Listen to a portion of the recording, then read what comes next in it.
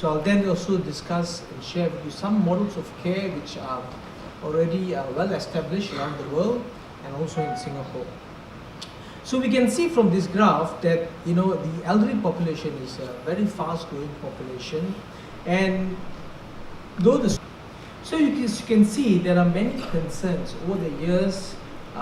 Many groups of doctors, many different organizations, many publications have brought to the attention to most physicians and caregivers that there are many issues of concern. For example, osteoporosis, for example, it's time to really mind the gap.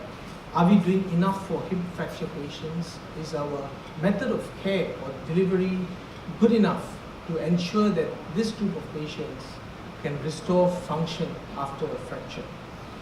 Goes with the hip, and just after a simple fall, many of them have a very bad hip fracture. So the local scenario is no different, because we know from time to time there are so many articles in the press, and in every meeting nowadays, this is an issue of concern, and we often discuss about the relevance of hip fracture management and how we can optimize function better.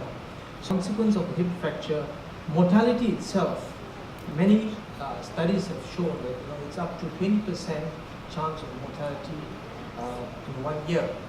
But of course, over the years, with improved care, timely surgery, we've been able to minimize the complications of hip fractures, and therefore the mortality rate has also reduced significantly. Now, this is a very interesting study to show that among the many obvious risk factors which predict mortality, just inappropriate prescribing itself is a predictor for long-term mortality after a hip fracture. So some of the considerations are the technique and the approach. Number 2 is the use of locking plates. So these days we have plates which are more stable, and these are particularly useful when we're trying to deal with a fracture which is in the presence of a fracture in a very brittle bone. Of course, lately there have also been use of cement augmentation, especially when it comes to fractures of the hip, where we actually augment the fixation with some cement in order to stabilize the fracture better, again with the main goal of allowing the patient to mobilize early. Because we realized with time that it is no point fixing a fracture and then we tell the patient not to wait there. So that means that the fixation is not stable enough to allow early mobilization.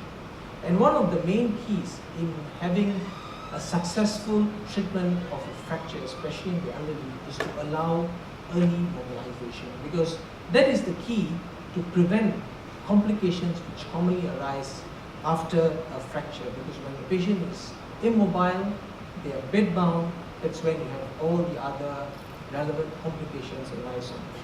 And of course, there's always a debate, especially when there is a fracture involving a joint, for example, a complex fracture of the distal humerus or a complex fracture of the proximal humerus. Should we fix it or should we replace it? So then again, there is also a role of arthroplasty as the primary modality of treatment, again with the goal of allowing early mobilization.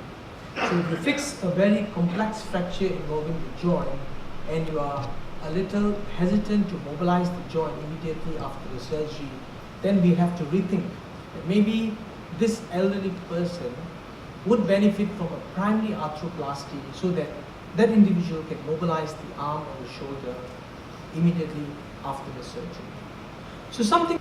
Now with regards to technique, MIPO simply means minimally invasive plate osteosynthesis.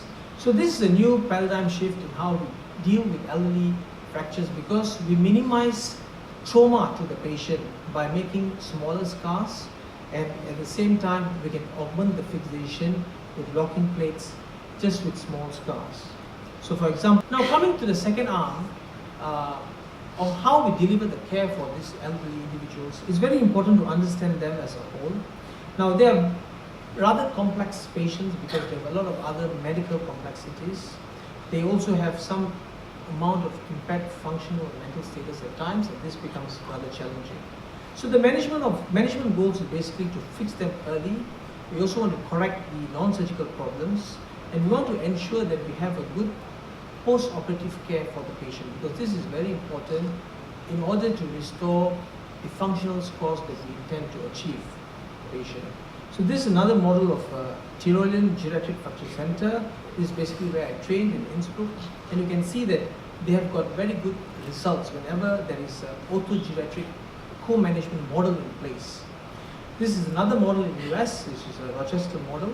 As you can see, they have got a dedicated geriatric fracture center just looking after patients who have got fractures in this age group. Now in Asia, Taiwan itself has also done a lot with regards to a model of care, and they have shown very good promising results after 2 years. Again, when we talk about results, we are trying to see a lower incidence of complications and better functional outcomes. One of the important things that I want to highlight is, often people ask whether age is a factor, but we have again shown in a model of care, age is actually not a factor. And you can see the results of the Bartels scores after 1 year is pretty much close to the pre-fracture state. And if you were to dissect this, looking into people who are above 85 and below 85, you can see that the patterns are pretty similar, and therefore this concludes that age is actually not a factor, but it is how you look at the patient and the way you deliver the care for the patient. So whenever you have an integrated model of care where everyone is on the same page with the same goal, and you do a timely surgery with early rehabilitation, the outcomes can be very promising. And this was not long back where I had a chance to share with the GPs that through an article, that the true way forward for our elderly population is to improve functions. And this becomes very important, especially after one succumbs to a fall and has restored the quality of life. Because quality of life is often dependent on optimizing function.